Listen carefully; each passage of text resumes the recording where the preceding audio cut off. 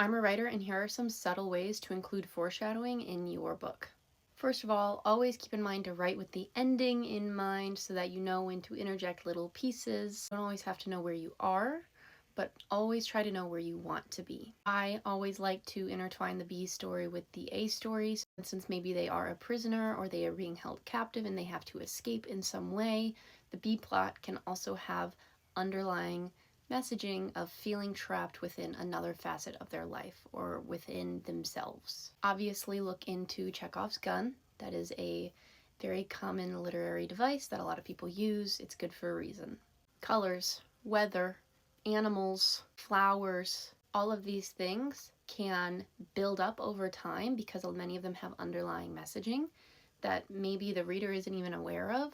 Your characters might not be aware of it, but if you intersperse instances where these things pop up, by the end, you can look back and go, oh, it was so obvious because of these three things that were mentioned offhandedly that didn't seem of much consequence because it's just a color, right? Names. This is great if you want to do something that's very simple.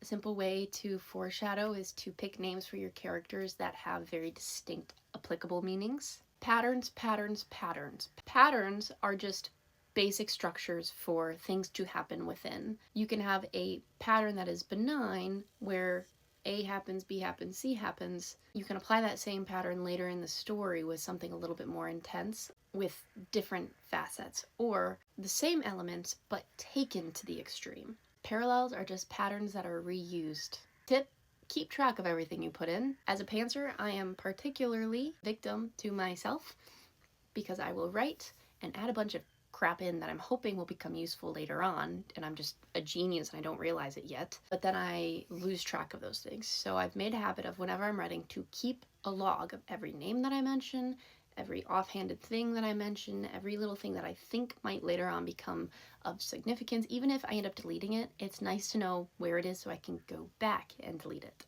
We as people are subconsciously a lot smarter than we realize, and we can pick up on patterns that we don't even understand have significance yet. We don't even notice that it's a pattern. We just are affected by it and we voice those effects. And characters are the same way. So just because your character doesn't understand what's happening, they can notice little things. Side characters can say, man, that guy's a real piece of work, isn't he? And it turns out that guy later on becomes the villain, because we as people, we notice things, we observe things, even if we don't have all of the information available to come to a final opinion about something. Let me know in the comments what else you could add to this.